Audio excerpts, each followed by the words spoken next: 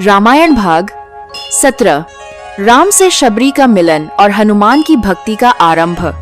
राम और लक्ष्मण की गति अब थमने वाली नहीं थी। सीता के बिना यह वन अब केवल वन नहीं रह गया था। यह एक शोकमग्न भूमि थी, जिसकी हर डाल, हर झाड़ी राम से कहती थी, खोजो और रुको मत। जटायु की चिता से उठती अग्नि उनके चरणों को दिशा दे चुकी थी दक्षिण।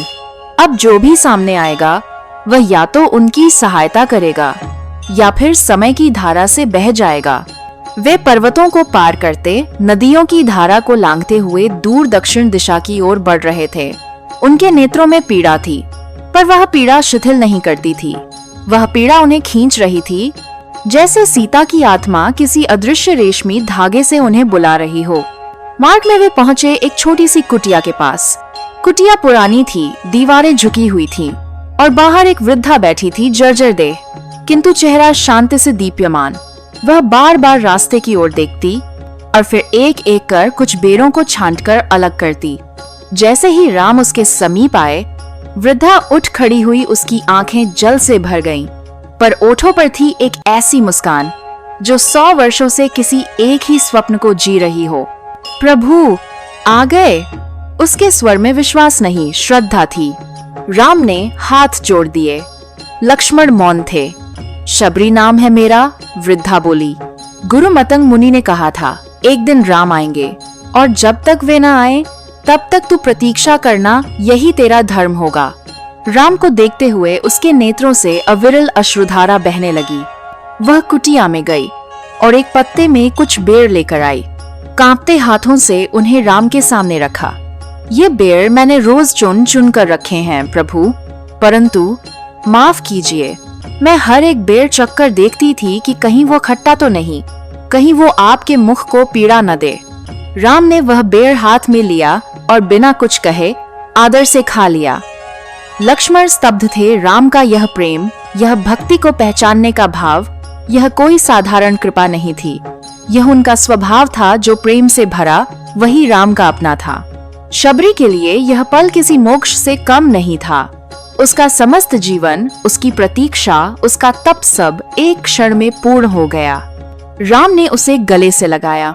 तू जाते से वनवासी हो सकती है, पर तेरा हृदय वैसा है जिसमें ब्रह्म ही निवास करे। तू धन्य है शबरी। वृद्धा ने मुस्कुराते हुए कहा, अब मैं जा सकती हूँ प्रभु, अब मुझे कुछ नहीं चाहिए। राम और लक्ष्मण फिर आगे बढ़े और उस अगली दिशा की ओर जो उन्हें किष्किंधा की ओर ले जाती थी।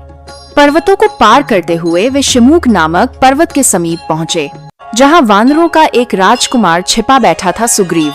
उसे भय था अपने भाई बाली से, जो शक्तिशाली था लेकिन अब अधर्मी हो चुका था।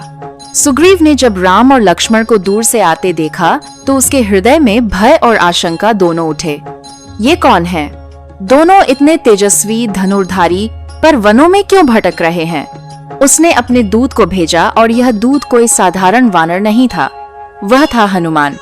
हनुमान राम के पास वानर वेश में आए। उन्होंने नम्रता से कहा, आप कौन हैं प्रभु, और इस वन की राह में दुख से भरे हुए क्यों लगते हैं? राम ने उत्तर नहीं दिया।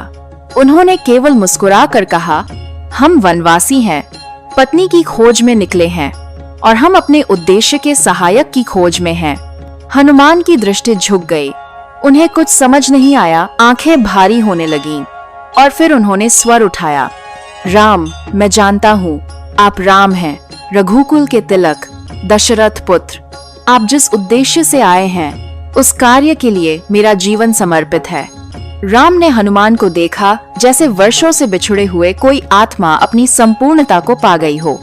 लक्ष्मण की आंखें भीगीं।